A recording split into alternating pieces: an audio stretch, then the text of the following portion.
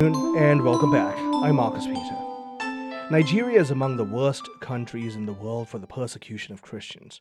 Attacks on villages, kidnappings of priests, they happen on a regular basis. But that persecution was foretold by the Blessed Virgin Mary in a church-approved apparition. Many of us might not have heard of it. Muji Kaiser joins us to tell us the story. Muji is the founder of the Okaja Foundation. This is a 501c3 charitable nonprofit that aids Nigeria's orphaned, vulnerable, and impoverished children. And she resides in Southern California with her husband and 6 children. Muji, thank you for joining us. How are you? Hi, I'm well. Thank you so much for having me. I'm very glad to speak with you about this.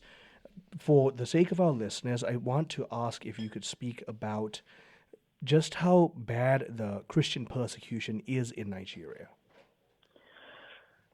It's absolutely horrible. I think that the things that we read about on the news and the news that actually makes it over to us is not even the half of it. It seems like every day I either hear reports from my family members that are still in Nigeria or friends, or even just with the headlines. There's constantly kidnappings and murders, and sadly it's become so commonplace that people are getting used to it, and I think the people in Nigeria are losing hope. It's a really tragic situation. Please share with us about the Virgin Mary's appearance in 1992 in Nigeria. Yes, so I was amazed that I had never heard of this. I'm Nigerian. I've been Catholic. My family has been Catholic for several generations, but somehow, up until a few months ago, I had never heard of this church-approved apparition in Nigeria. So in 1992, the Blessed Virgin Mary appeared to a 12-year-old girl named Christiana, who lived in the small, remote village of Iokape in Nigeria. And Christiana was afraid when the Virgin Mary appeared to her, and she actually ran away, and our Blessed Mother told her to come back. And Christiana was struck by her beauty, and initially she did not know that it was Mary. She just referred to her as the beautiful lady, because when Mary initially appeared to her, she didn't give her name. What Mary did say during Christiana's the first time Christiana saw her, the Virgin Mary said, "I come from heaven. I am the refuge of sinners. I come from heaven to gain souls for Christ and to give refuge to my children in my immaculate heart. I want you to pray for the souls in purgatory and for the world, and to console Jesus. Will you accept?" Christiana replied yes without hesitation.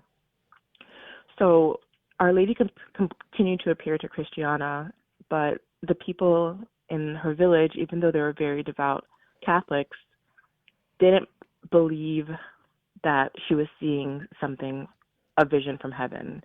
They attributed it to evil spirits.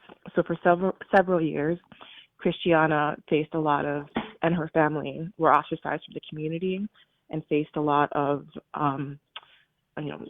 admonishments from the clergy and from the people in her community.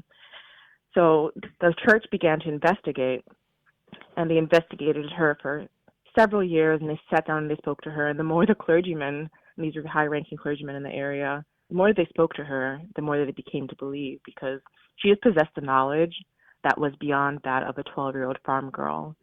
And all of everything that she relayed, all of Our Lady's messages were founded on the truth and the teachings of the Catholic Church. So she asked Our Lady to give the people a sign so that they would believe her. And Our Lady said that she would present the sign by way of a Eucharistic miracle.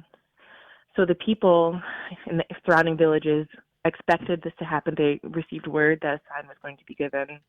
And there was a lot of fear because she and her family were threatened, and they were told that if this sign did not take place, that they were going to be harmed. But on that fateful day, it was August 4th, Our Lady brought an angel to Christiana, and people were surrounded. The bishop actually had a representative there with a camera, and there were several other cameramen there, and many others that witnessed a host just miraculously appear on Christiana's tongue. So this image is now iconic. I mean, it's incredible, and it was captured on camera, and it's one that I shared in an article that I wrote for Catholic World Report. And at that point, the people, they had seen it with their own eyes.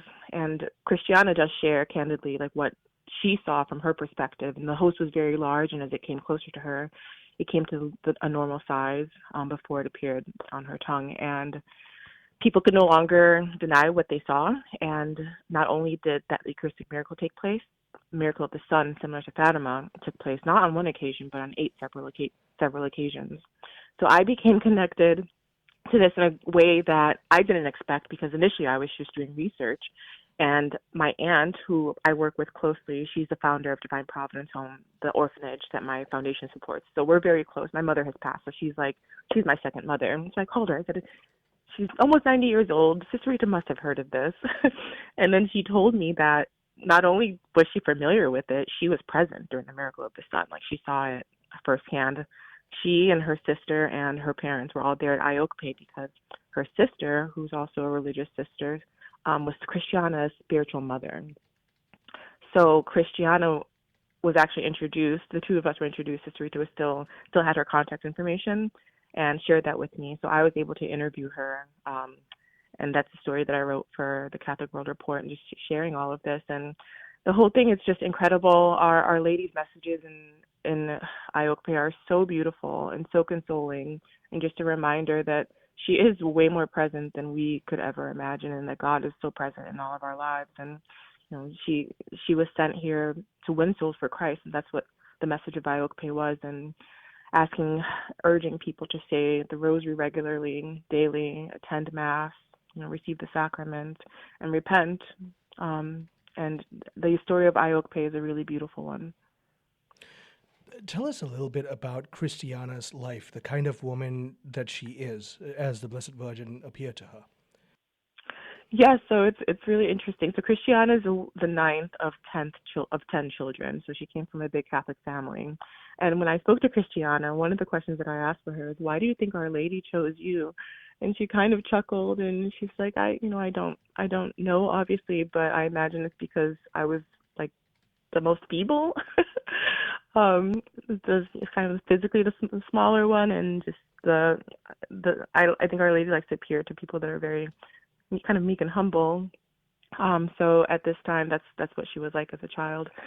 And I know that as Our Lady continued to appear to her through the years, the people around her, her close friends, and those that knew her saw a change in her, just being more prayerful, and just on the outward, just very much reflecting the grace of God from the visits that she was receiving to Mary, and the sacrifices that she was making as Our Lady had asked her to make. Share with us just how beautifully timely Mary's appearance was, considering the sheer amount of persecution Christians are receiving in Nigeria now. Yes. So I do not think that it's a coincidence that this story came to our attention, my attention, when it did. And the interesting thing is that Iokpe is located in Benue State, and Benue State has a lot of turbulence. Let's just say there are still a lot of attacks from the terrorist groups taking place there, and it has a lot of what are called internally displaced persons camps. These are IDP camps where people that have been displaced due to the terrorism, either their villages have been burned down, or the areas that they live in are just too dangerous to live in. There are over 2 million people in Benue State, where Iokpe is located right now.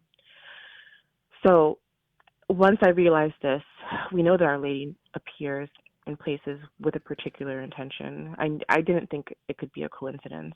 And I was so happy to be able to speak to Christiana so that I could ask her why Our Lady, if there was a message that Our Lady gave, and if there was a connection to what was taking place now. And what Christiana shared with me was that at the time when Our Lady was appearing to her... So, Muji, the music is hitting. We're going to have to end the segment, but thank you so much for your time. My guest has been Muji Kaiser, founder of the Okaja Foundation. We're going to have a link to all of this in the description of today's program. Find out more. I'm Marcus Peter.